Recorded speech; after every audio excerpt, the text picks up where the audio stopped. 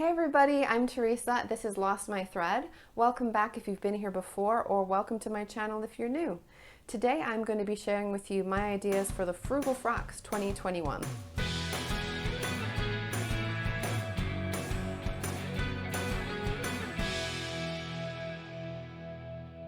If you're not familiar with this challenge already, it was dreamt up by Ruan of Yorkshire Sew Girl and Sam of Frugalissima. I will put links down below to their Instagram pages and also their YouTube channels.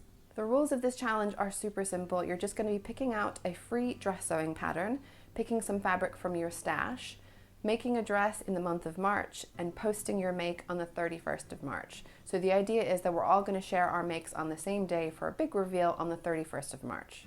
If you want to take part, make sure that you do use the hashtag Frugal Frocks 2021, and you want to make sure that you tag Ruan and Sam to be able to enter the competition. There are some really great prizes to be won, but I also just love the idea of using what you've got, using the smallest amount of money possible to make something to prove that sewing doesn't necessarily have to be expensive. You might have seen some other sewing vloggers out there sharing their inspiration for this challenge. I've really enjoyed watching them, I have to say. I love that everyone has a different style, technique, way of thinking about finding what they're going to make, and I would definitely recommend looking through all the various vloggers. I will put an image up so you can see who all of them are, but I will also put a link down below to all the vloggers so you can check them out. At the very least, you might discover some new free dress sewing patterns you didn't know about, but you also might find a new channel. I know that yesterday was Andrea from Andrea Makes, and tomorrow is going to be Debs from Slap Happy Sewing, so you're definitely going to want to check those out. And now let's get into how I'm picking my patterns. I decided to start by going through my stash first. I don't have a huge amount of fabric stash that doesn't already have plans for it. I am somebody who you usually buy the pattern and then decide what fabric I want to use to make it up. But there are some things that I have bought that are either a little bit flexible in what I choose to do with them, or I just really honestly don't know what I'm doing with them. I just love the fabrics and decided I had to have them in my life. So when I went through my fabric stash to see what would be good for this project, the things that I had the larger pieces of that seemed to be calling out to me the most were the linen fabrics. So I've picked out 3 linens that I want to share with you today, and then I've also had a look to find some dress patterns that are free that I thought were suitable for linen. The first fabric I'm going to share with you is possibly the safest one, but it's the one that I feel the most confident I will absolutely love when I make this up. So this is a linen fabric. If I don't feel like I can show you really the color or the texture on camera, I will probably pop in some photos just because I want you to understand what this fabric is really like. But this is a gorgeous blush pink linen fabric from Sew Me Sunshine. I love the color, I love the texture. I'm gonna see if I can try and show you what the fibers are like. It might even be easier if I open this out. Might regret doing this, gotta fold it all again. But if the light is coming through, you can see. If not, I will make sure that I put up some pictures so you can see. There's a bit of irregular fibers in the weave, so it has sort of more interesting texture to it. If I'm going for plain solid fabric, I will usually want something that's got a little bit more texture just to make it more interesting. I am someone who's a little more drawn to patterns rather than solids, but I do like to mix it up. For this one, I was thinking of doing a hack of a free top pattern rather than a dress pattern, and that's just because I've made this top before and I know that it fits me really well. This is the Peppermint Wrap top from Peppermint Magazine, designed by In the Folds. I will put up some images of me in this top so that you can see what it's like. I made it in a very similar weight linen fabric, so I also feel like it should suit it pretty well. I just feel like this wrap top fits me really nicely. Wrap tops are so varied, especially depending on the shape of your body, the size of your bust, and I have managed to find one I feel like fits me perfectly, that is never gaping, it's never going too low, it's not too high, it's just the right point for the wrap. I also really love where the waist ties are. I did actually raise those slightly, so I've got this exactly where I need it. So I feel pretty confident this is going to become a peppermint wrap dress hack, even if I don't make it for this challenge. The next fabric I want to show you is a viscose linen blend that came from the Fabric Godmother. This is not that different of a color. It's a slightly paler pink. Again, I will put some images up if I don't feel like this is capturing it very well. But as you might be able to see, it has some little tiny people on it, and they've got shadows. I always enjoy when you've got a print that from far away you can't really tell what it is, and then when you look up close, you've got a fun little image on there. This fabric, as you would expect with a viscose linen, has the most incredible drape. It is super lovely and fluid. I feel like this would be so perfect for anything that's got a little bit of gathering detail on there, anything that you want to be able to swoosh around in. Definitely good for a nice summery dress. The pattern that I was thinking would work really well for this one is called the barden dress. It's another Peppermint magazine one, and this one is designed by LB Textiles. What I like about this one is it has all those gathers, and I have a lot of this fabric. I think I've got 3.5 meters, so I've got quite a bit to be able to add different layers and tiers and gathers. It will have a great swoosh. I think it will gather really nicely. So I feel like this would be a really fun, pretty floaty option. And the last fabric I want to show you is a little bit more out of my normal style choice, but I think would be so cool if I could find the right thing for it. And this is a linen fabric from Salvaging Bolts. I'm going to bring this hopefully so that you can see the vibrant colors. It's almost like tiles. You can see different tiles all patched together.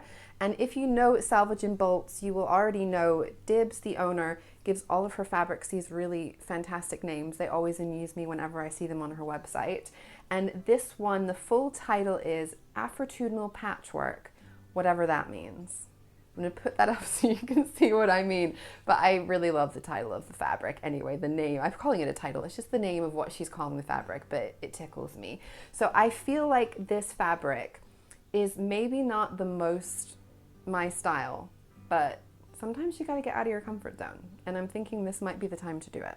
So the dress that I've picked out as a potential for this one is one from Snitchin' Patterns, and it's called the Zero Waist Dress number 1.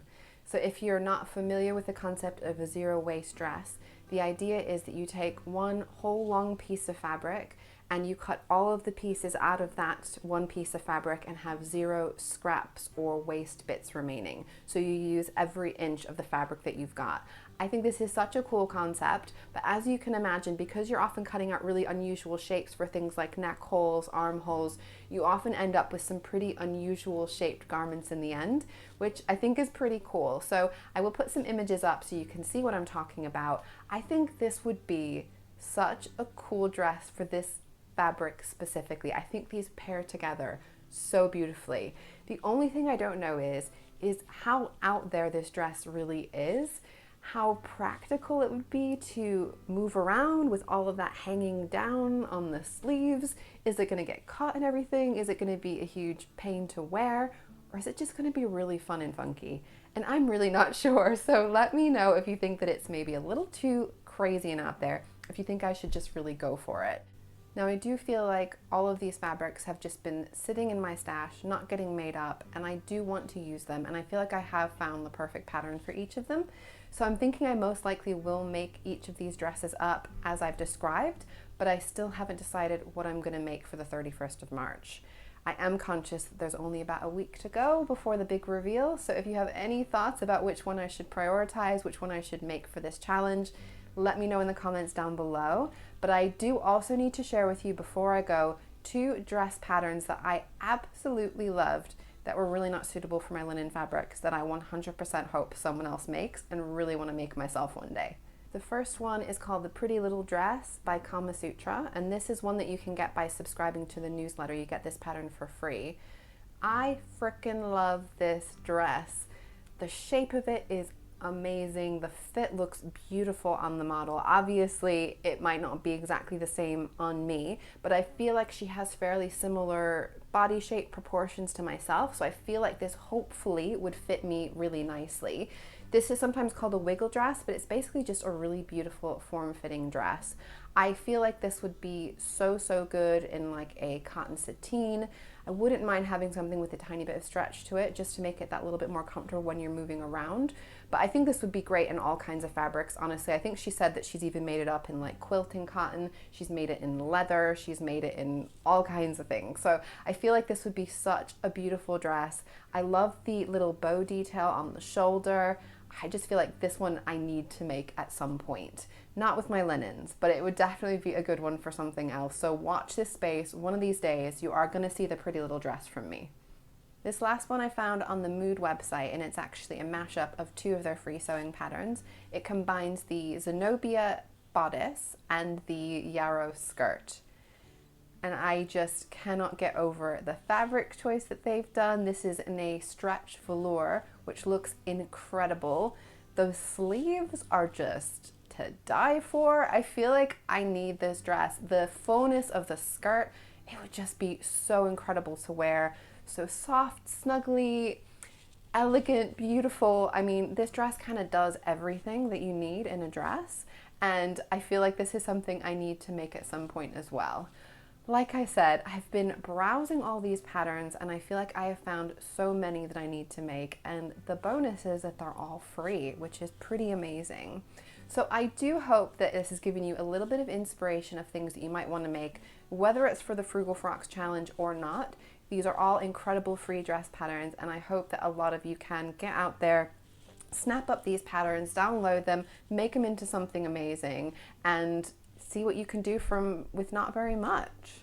I hope you have enjoyed seeing my personal highlights of the free dress patterns that are out there. There are honestly a ton. I will put some links down below to some really useful resources if you want to check out some other free sewing patterns. But honestly, looking at the different sewing vloggers, you will also find some really great inspiration as well. I'm also going to put up a discount code, which I believe is only valid in the UK. Sorry guys, outside of the UK. But this is if you wanted 20% off any A0 printing, which is really nice.